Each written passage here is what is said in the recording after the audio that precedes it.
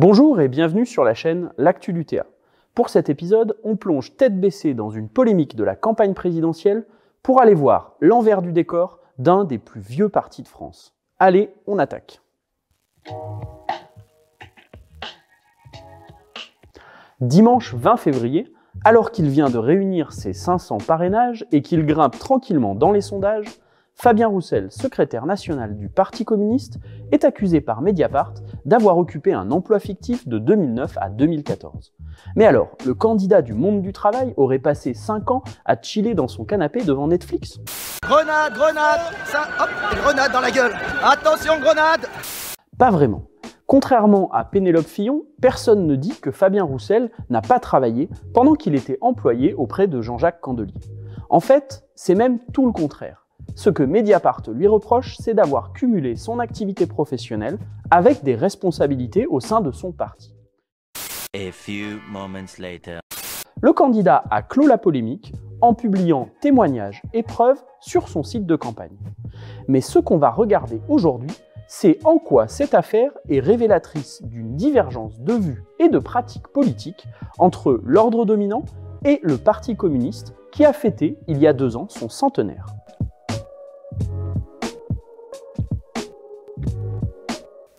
Depuis le triomphe de l'idéologie de la fin de l'histoire, il est admis qu'élus et collaborateurs doivent se limiter à être de bons gestionnaires pragmatiques, quitte à laisser à la porte des institutions leurs convictions. Les partis sont ainsi réduits à des écuries électorales au service d'élus qui, à la fin, se rangeront derrière le consensus d'une politique libérale plus ou moins réactionnaire. Il ne faut donc pas s'étonner qu'on se retrouve ensuite avec un candidat qui déclare « Mon ennemi, c'est la finance » et qui mène ensuite une politique business-friendly. Il ne touche pas de dividendes, il perçoit des honoraires. Aucune infamie. Simplement une légère contradiction dans les termes. Enfin, puisqu'elle ne vous apparaît pas.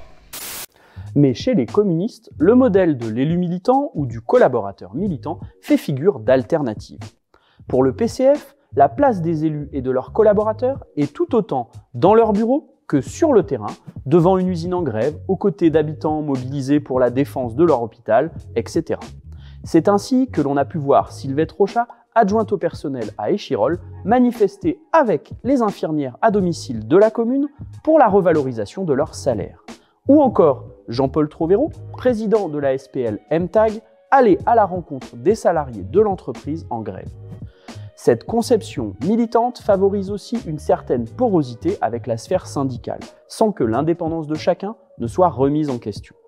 À l'image du conseiller régional Éric Ours, qui représentait auparavant la CGT au Conseil économique, social et environnemental d'Auvergne-Rhône-Alpes et qui siège depuis 2021 dans l'hémicycle pour le PCF. C'est ce qui ne passe pas ici. Pour la vision libérale dominante, faire le lien avec des syndicalistes en lutte, animer une action de terrain, ce n'est pas du travail. Selon cette vision, élus et collaborateurs devraient se cantonner à de la gestion administrative, quitte à accentuer le fossé entre citoyens et institutions. Eh bien, effectivement, ce n'est pas la pratique du parti de Louis Maisonnat, Féfé Roland et Justine Goy. Cette originalité se manifeste aussi sur un autre plan, celui des finances du parti. Où est le pognon de Lebowski? Si la plupart des partis dépendent essentiellement des financements publics, le PCF tire le gros de ses ressources, de ses cotisants et de la souscription populaire, majoritairement des petits dons de quelques dizaines d'euros. La troisième principale recette, ce sont les reversements d'indemnités d'élus. Petit rappel historique, au début de la République, seuls les plus riches étaient élus. Il n'y avait donc pas besoin de les rémunérer. Les indemnités apparaissent lorsque des membres des classes populaires commencent à accéder au mandat. Et elles sont d'emblée élevées, car il s'agit d'extraire ces élus de leur classe sociale d'origine. Le courant communiste a donc une façon bien à lui de s'y adapter. C'est le seul parti dont les élus ne s'enrichissent pas de leur mandat, en reversant tout ce qui dépasse le montant du salaire qu'ils avaient avant d'être élus. Parce que garder le niveau de vie des populations qu'on représente, c'est quand même bien pour continuer de défendre leurs intérêts.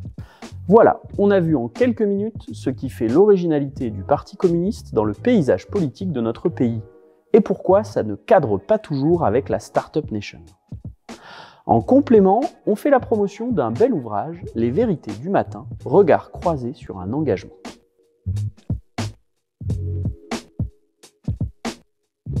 Dans un dialogue à la fois politique et intime, Francette Lazare et René Piquet, tous deux dirigeants du PC des années 60 aux années 90, livrent leurs témoignages sur un demi-siècle d'engagement, de combats communs, mais aussi de doutes, de remise en question.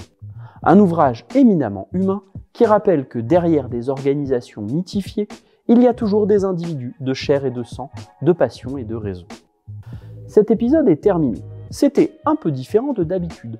Un peu plus long aussi, on s'en excuse. Mais ça nous semblait intéressant de lever le rideau pour vous. Car à l'heure de la pensée en 120 caractères, on ne prend pas souvent le temps de s'arrêter pour analyser les choses. Si ça vous a plu, on vous invite à faire connaître la vidéo en la diffusant autour de vous, à mettre un petit pouce bleu, à vous abonner à la chaîne et à nous laisser votre avis en commentaire. Sur ce, à très bientôt.